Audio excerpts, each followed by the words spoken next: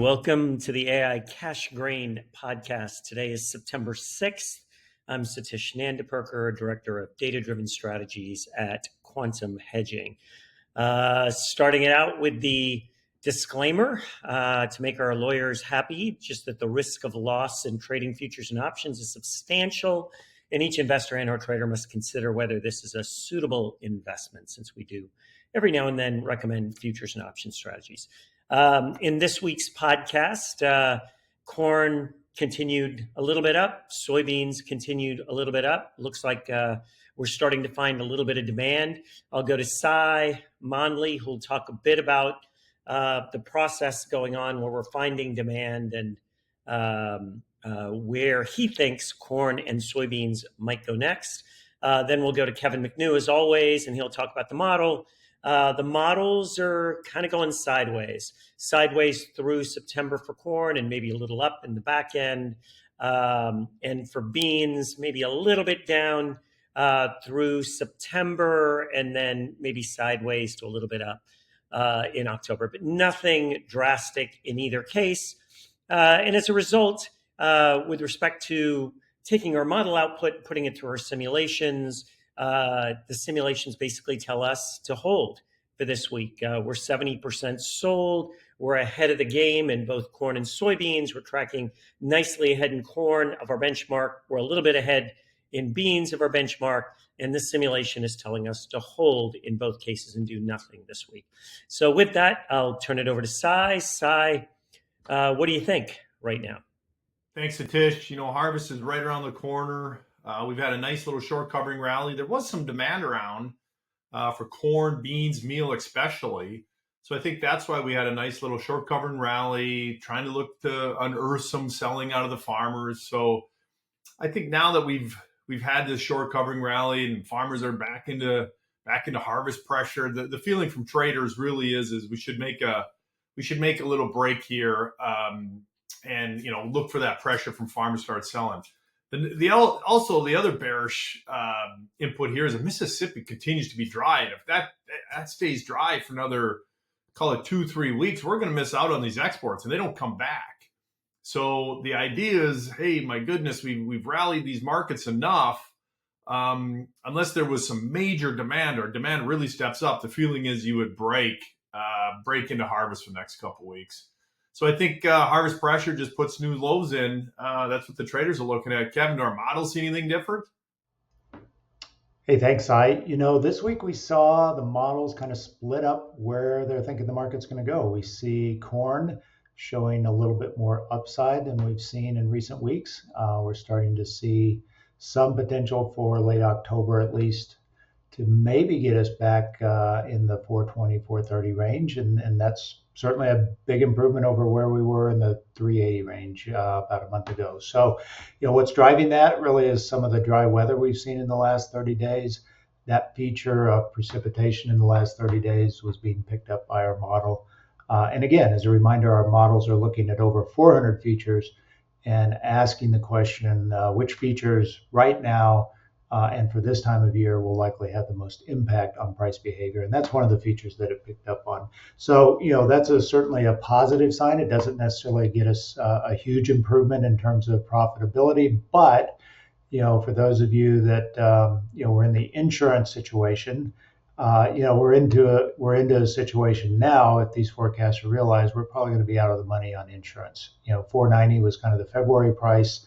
And, at an 85% pay down, that would be about a 416 strike or board price. And so, if we clear that mark, then it's probably unlikely we get any sort of insurance check unless you were to have below par yields. So that's something to keep in mind as you're thinking about marketing decisions.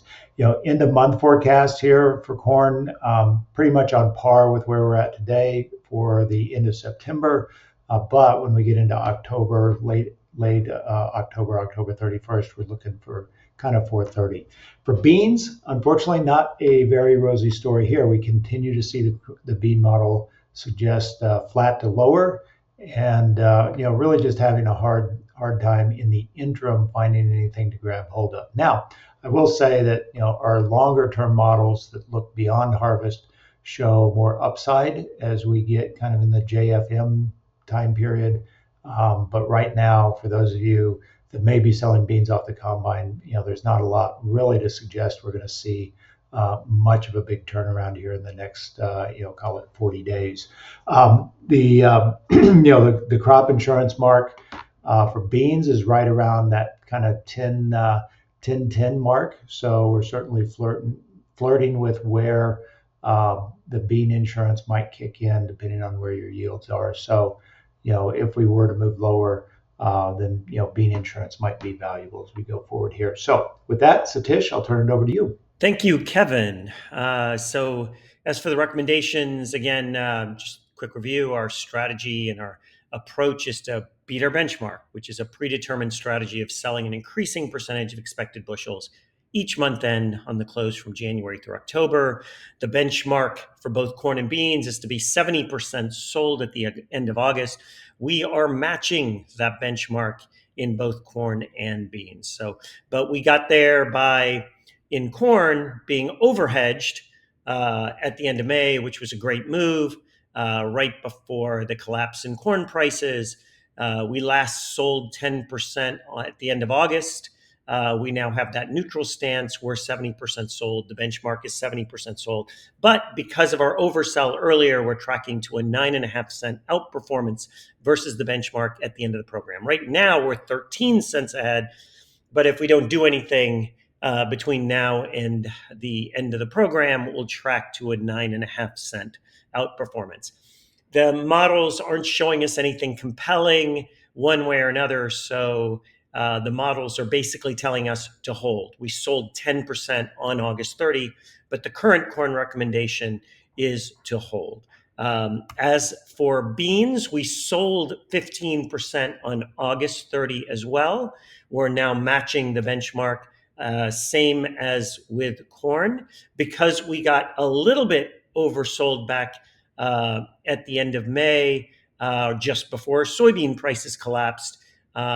We also are doing a little bit better than the benchmark. We are 7 cents ahead, which tracks to about a 4.8 cent better ending performance versus our benchmark, versus our goal. So, but again, this week, the recommendation is to hold.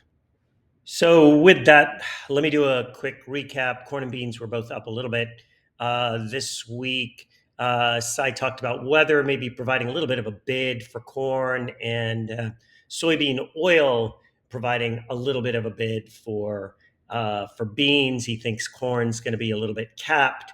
We'll see what happens with beans. The models, though, are pretty neutral. I think they're looking for just sideways, as Kevin talked about, in the short run, maybe corn being a little bit higher in the back end, but just a little bit. Beans maybe being a little bit lower in the short run, but just a little bit. And as a result, there's nothing compelling in these models that would make our simulation model say to deviate from the benchmark. We're 70% sold. The benchmark is 70% sold in both corn and beans. There's nothing compelling that says we're going up or we're going down. So the simulation is kind of saying, let's match the benchmark. We're ahead of the game. We're nicely ahead in corn. We're a little bit ahead in beans. Let's hold that position and just see if there's any data that comes out in the next couple of weeks or the next month that changes our mind on what to do. So thank you again for being a listener. Thank you again for being a subscriber.